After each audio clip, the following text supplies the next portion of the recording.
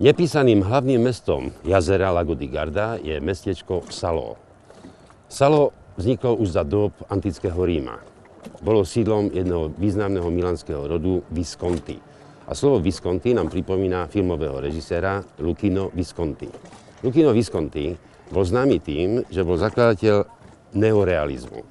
Ale bol trošku povznesený nad ostatných režisérov, bol to aristokrat a jedného dňa povedal, že všetci zlí talianskí režiséri majú priezvisko, ktoré sa končí na ini. A počul to Federico Fellini a povedal, toto mohol povedať len Luchino Viscontini, fanatický privrženec marxizmu. To je taký paradox, lebo bol aristokrat, bol z rodu, ktorý dokonca naväzoval na rod českého kráľa Karla IV. Extrémom druhým proti marxizmu je fašizmus. A práve v tomto mestečku Salo mal svoje sídlo počas druhej svetovej vojny Duce, Mussolini, fašistický vodca. Včera som sa rozlúčil a išiel som na casino888.com. Trošku som hral a trošku som vyhral. Zmiernil som trošku nepriaznivý stav, ale stále to nie je ideálne. Budem musieť pokračovať. Mám na to ešte nejakých 30 dní.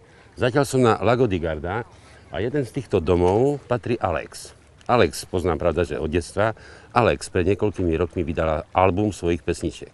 A teraz si jednu z nich s jej láskavým dovolením zahráme.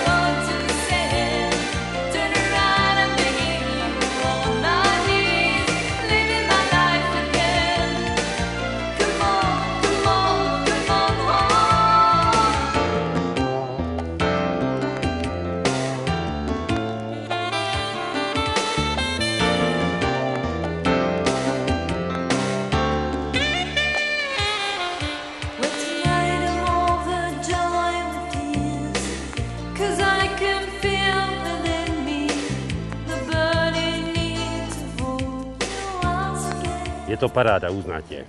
Aj pesnička, interpretácii Alex, aj Lago di Garda. Zajtra sa mienim pohnúť do Francúzska. Veď ako by to vyzeralo, keď sme boli v bašte hazardu Las Vegas, Macao a nepozreli by sme sa do Monte Carla.